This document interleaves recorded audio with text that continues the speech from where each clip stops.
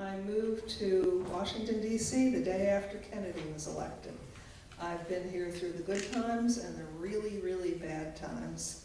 I moved into an area about 8 blocks that way, I think, downtown towards the Circle.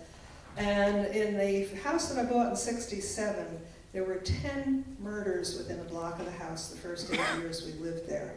So it was really rough, and we really had to learn how to take our neighborhoods back from some really difficult situations. On the other hand, our party is also very concerned with helping returned citizens, former prisoners, get back and be reintegrated into society.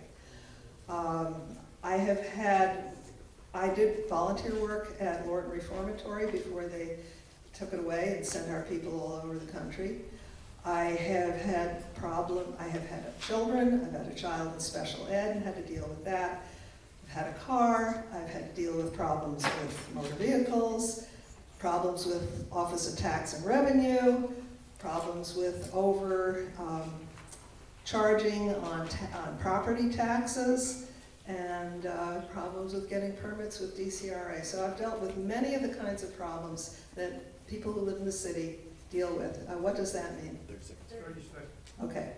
And I feel, I have the experience, I have the wisdom, I have the personality, I can get along well with others, I know how to negotiate. I negotiated 2 labor union contracts, and we won virtually everything that we wanted.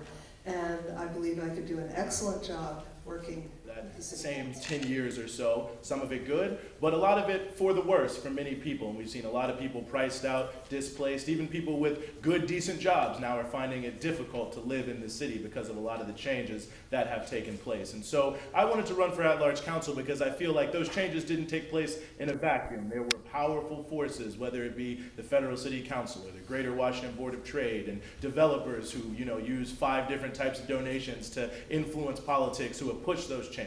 They have their representatives on the council who have been the creators of this change, including the worst parts of it. I think that those who are priced out, those who are displaced, those who are having trouble keeping up, people who are trapped in poverty, they need a representative on the council. They need someone who's an uncompromising advocate for their interest on the council, someone who doesn't look at the very first thing, let's make a compromise, but who looks at what are the interests, what are our goals, and how do we get there, not just looking at the problem and tinkering around the edges. I want to look at solutions, and you'll see it in my literature, that speak to the scale of the problem, not just the problem itself. I don't want to pay lip service. I want to be able to actually make change in the city on affordable housing, on poverty, on unemployment, and things of that nature. So I look forward to this debate this evening, and I hope that you all will consider me either in the Statehood Green primary, or if we win, which we believe we do in November, for your second choice if you're a Democrat in the It's one of the key platforms in our whole party. That's one of the reasons I'm a DC Statehood Green. So far as corruption is concerned, I learned a lot about it during the 500 hours I spent on the Mayor's Task Force on street vending, where I was trying to help save the vending industry. On that activity, I was the chair of the Regulations Rewrite Committee. And one of the things that was happening was the police and DCRA were using fining power to force people off of corners so that people who'd paid somebody $5,000 could get a corner.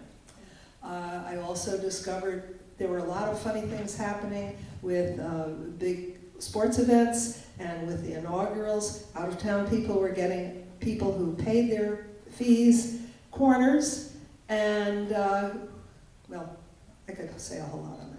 So simply, yes, I think that corporate donations should be completely banned. I don't take any corporate donations. I think we also need publicly financed elections in this city to take big money out of politics completely. I also think we need an independent attorney general, which of course DC voters voted for in the council, and their lack of wisdom decided to set aside till 2018. Because I don't know how you have an attorney general working for the mayor who's then actually going to investigate. So I think we need a range of measures, but certainly I would say that corporate donations certainly have to be banned completely from the city. Public financing, all of that certainly must